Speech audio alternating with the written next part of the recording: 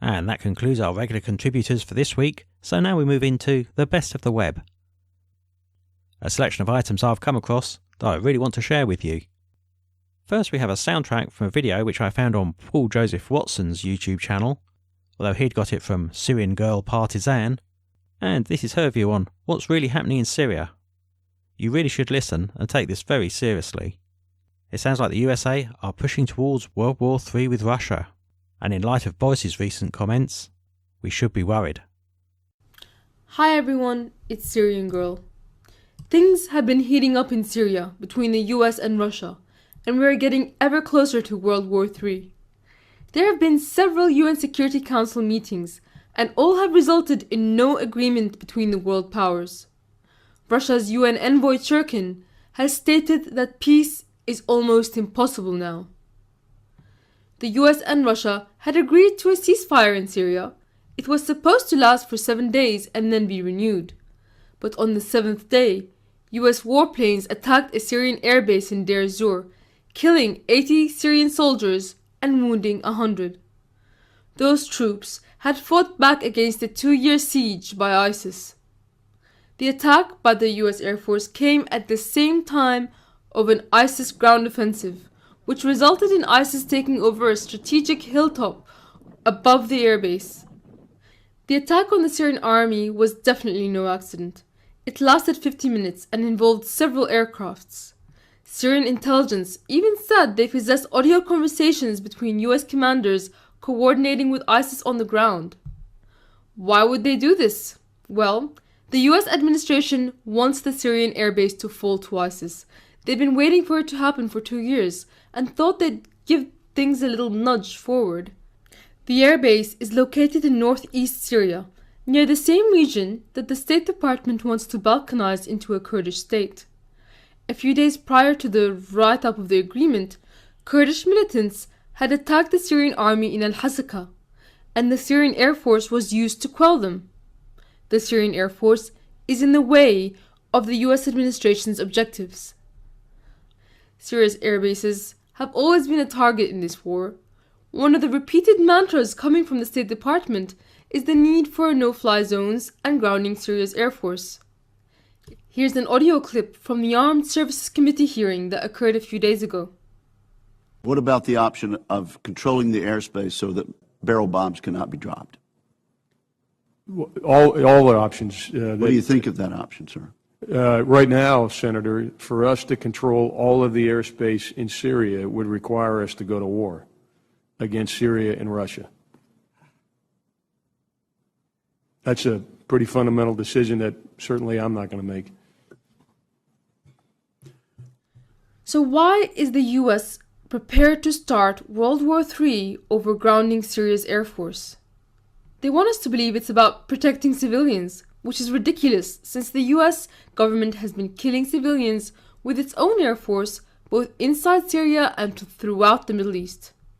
The US government has openly said their goals in Syria are regime change and balkanization.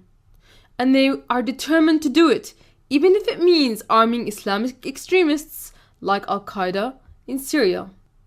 But after 5 years of war, the Syrian army has successfully surrounded the Al-Qaeda-controlled side of Aleppo city, seen here in blue, preventing weapons and fighters from entering. The US-backed insurgency was on the brink of defeat, and that's why the US called for a ceasefire.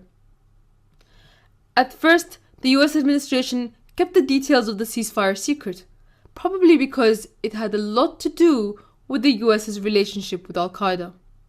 I'll let Kerry tell you himself. And for too long, some elements of the opposition have relied on an unholy alliance with al-Nusra. And al-Nusra is Al-Qaeda.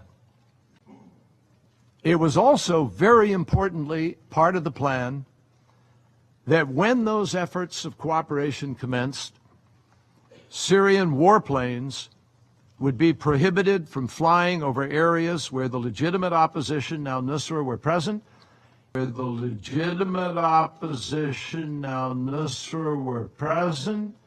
in order to give us the opportunity to work at the separation. Basically, Kerry wants time to distinguish moderates from Al-Qaeda. You know, those nice moderates, the ones that eat hearts of dead soldiers and behead children. Why would they want to separate them?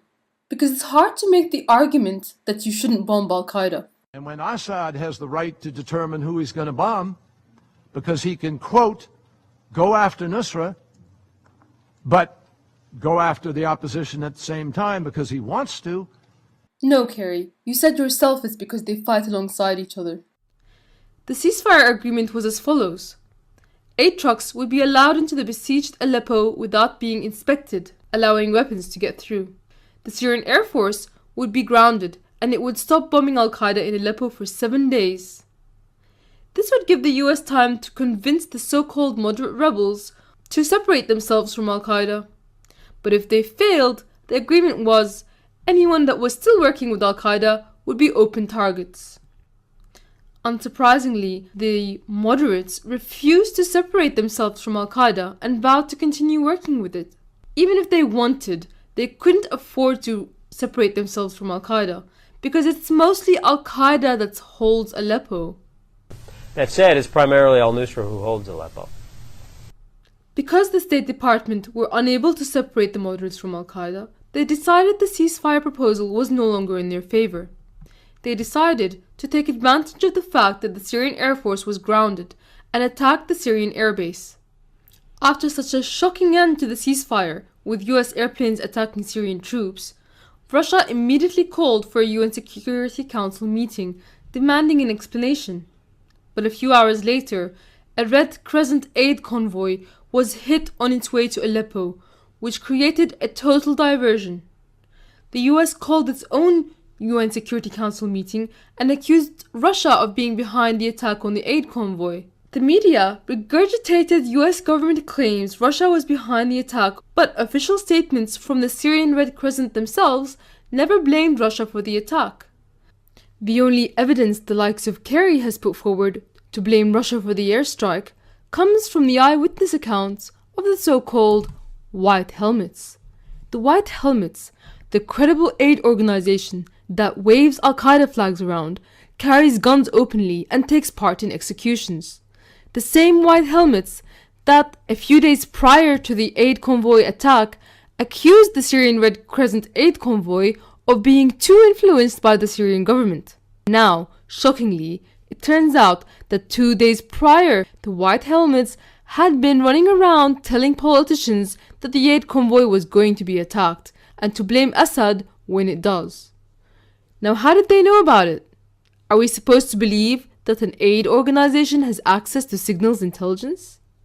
They knew about it because they were the ones behind it. One of the White Helmet witnesses at the scene of the crime recently deleted a Facebook photo of himself holding guns right next to Al-Qaeda. The White Helmets, the rebels, Al-Qaeda, it's all the same people. The rebels aren't letting the UN collect the corpses of the drivers. It's the job of the White Helmets to collect bodies, by the way. They're probably afraid of what an autopsy would reveal. You might ask, what would motivate them to attack an aid truck? Well, a few days before the aid convoy was hit, the UN said that the rebels refused to let aid trucks into Aleppo. They even had a protest where kids held up placards saying they won't accept aid unless it goes through rebel-controlled areas. You see, usually, the rebels take control of the aid. They hoard it and then sell it back to people at exorbitant prices, which they use to fund their war. They didn't want it to be distributed directly to the people, and that's what the Red Cross was doing. So who was behind it? The rebels. They had motive to destroy it. Kerry said the White Helmets eyewitnesses saw Russian planes and helicopters in the sky right before the aid convoy was hit. But US officials themselves admitted there was no radar or signal evidence to support the idea that a helicopter was in the air.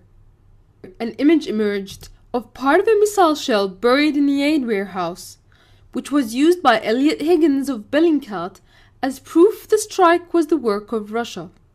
However, he was not able to explain why the cardboard boxes around the shell were totally unharmed in the explosion. There is video evidence of a rebel mortar being driven alongside the aid convoy, but Kerry denied seeing it. The Defense Ministry said that the aid convoy had been accompanied by militants in a pickup truck with a mortar. We've seen no evidence of that. And by the way, that mortar could never have inflicted the damage that has been caused on those trucks. Now, guess what? Everything I just said is contradicted by public information. Thanks, Kerry. After being exposed as an ISIS and Al-Qaeda supporter, John Kerry has the audacity to suggest both the Syrian and Russian Air Force be grounded because of the aid convoy attack. So he wants the Syrian Air Force not to be able to fly over its own airspace and prevent its guest Russia from doing so as well, while the US is violating international law by even being in Syria's airspace. In his own words, he lives in a parallel universe. And I sort of felt a little bit like we're sort of in a parallel universe here. And in his own words, the reason he wants to ground the Syrian and Russian Air Force is because he wants to protect Al-Qaeda, not aid convoys. The UN Security Council has become a joke. There is no ceasefire or any kind of agreement. We are headed to a war trajectory. And perhaps the only hope that this can be stopped lies in the American public, who may be able to wake up to the unimaginable fact that their government is aiding Al-Qaeda and ISIS, and perhaps stop them from doing so. Waiting for the election results might be too late.